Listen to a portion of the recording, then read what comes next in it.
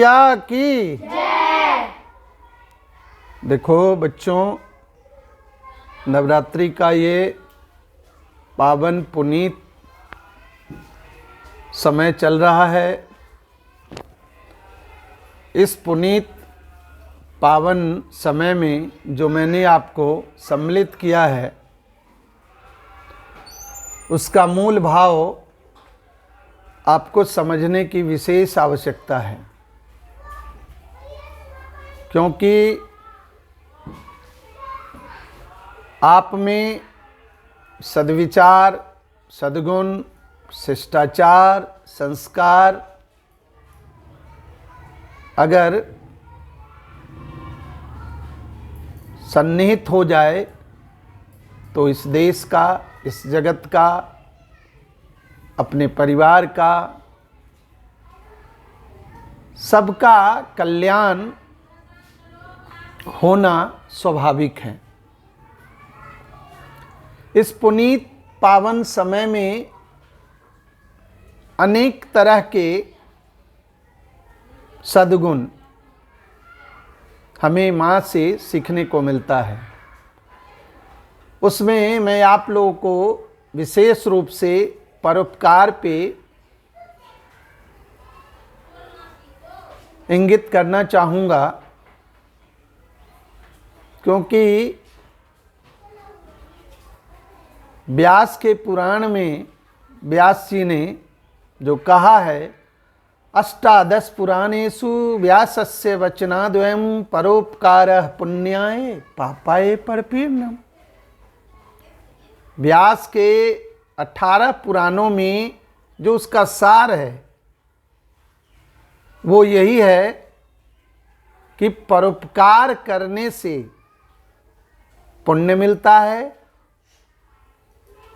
और किसी को पीड़ा देने से हम पाप के भागी बनते हैं। अब आप कहेंगे ये परोपकार क्या है और पाप क्या है? तो आप इसके लिए वृक्ष को देखें, नदी को देखें, साधु को देखें, संत को देखें, गुरु को देखें। उसके लिए कहा भी गया है, वृक्ष कबहु नहीं फल बखे, नदी न संचय नीर, परमारथ के कारणे साधु धरा शरीर।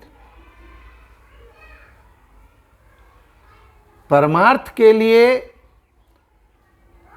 वृक्ष जो फल देता है वो स्वयं नहीं खाता। नदी से जो हम जल प्राप्त करते हैं, नदी स्वयं नहीं पीती।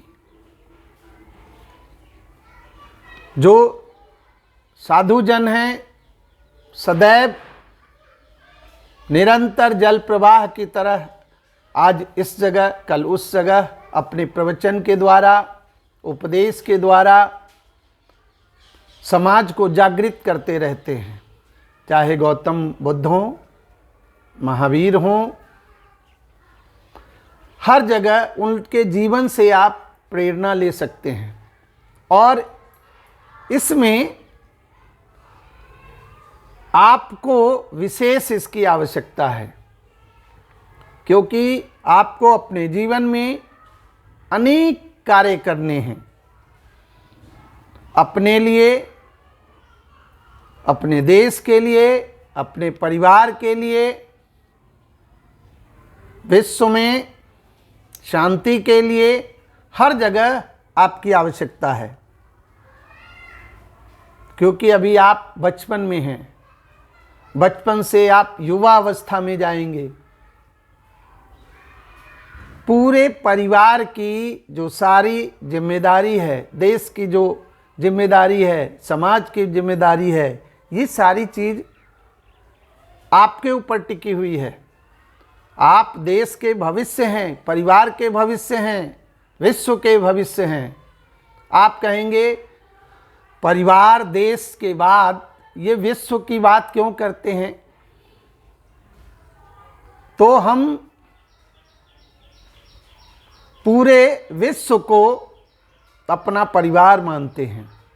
हमारा जो देश भारत है, हमारा जो सनातन धर्म है, वो वसुधैव कुटुम्बकम की बात करता है।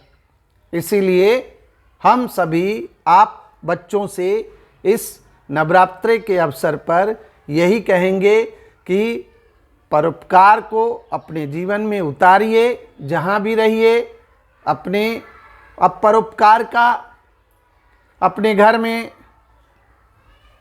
दादी माँ, दादाजी बुजुर्ग हो गए, उनका मन कर रहा है मंदिर में जाने का, तो उनको हाथ पकड़ के ले जाइए, उनको चरण वंदना कीजिए, उनके पास 5 मिनट बैठिए।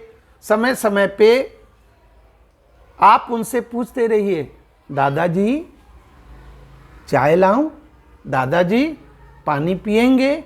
ये सब पूछने से उनके अंतःकरण में जो एक आनंद की अनुभूति होगी, जो लिखने से लिखा नहीं जा सकता।